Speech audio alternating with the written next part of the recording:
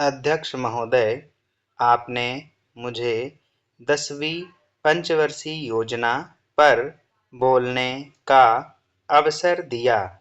इसके लिए मैं आपका आभारी हूँ।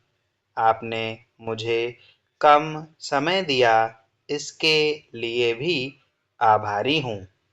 अभी मेरे से पूर्व कुछ सदस्यों ने हम पर यह आरोप भी लगाया कि हम योजना में विश्वास नहीं रखते।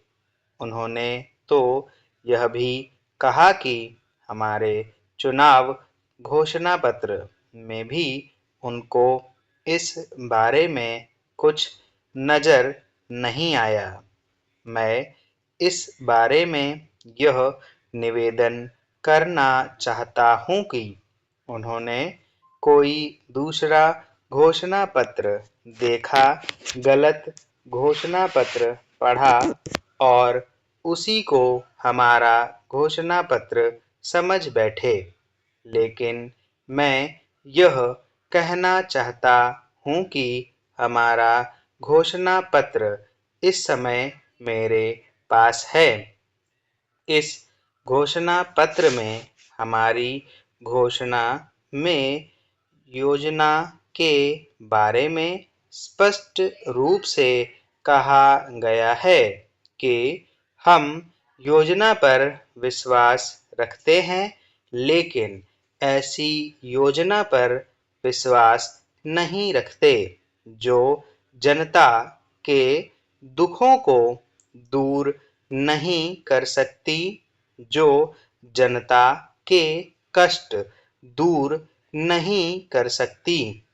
आज तक जितनी भी योजनाएं बनाई गई हैं, जिन्हें हम पहली पंचवर्षीय योजना, दूसरी पंचवर्षीय योजना और 10वीं पंचवर्षीय योजना आदि कहते हैं, और उन योजनाओं में हमने जो कुछ निर्धारित किया, उनसे हम जनता के दुखों को दूर नहीं कर सके और जनता के कष्ट दूर नहीं हुए। इन योजनाओं के परिणाम भी हमारे सामने हैं। बड़े-बड़े अनुभवी बैठे, उन्होंने योजनाएं बनाई, लेकिन योजनाएं ठीक प्रकार से कार्यान्वित नहीं की गईं।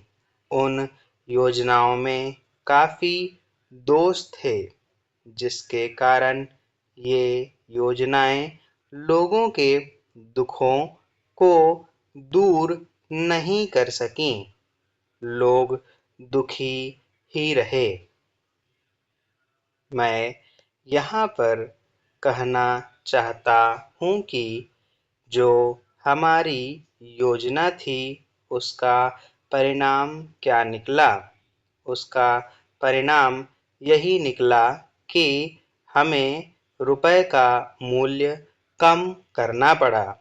जो योजना होती है, वह राष्ट्र धन को ऊंचा करने के लिए बनाई जाती है, लेकिन हमारे सामने आंकड़े हैं।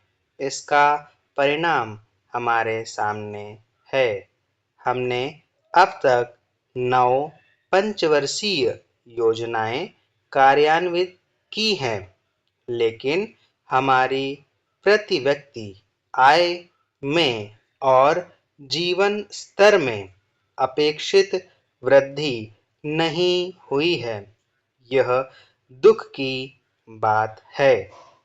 मैं यह कहना चाहता हूँ कि हमारा ऐसी योजना में विश्वास नहीं है जो जनता के कष्टों को, जनता के दुखों को दूर ना कर सके।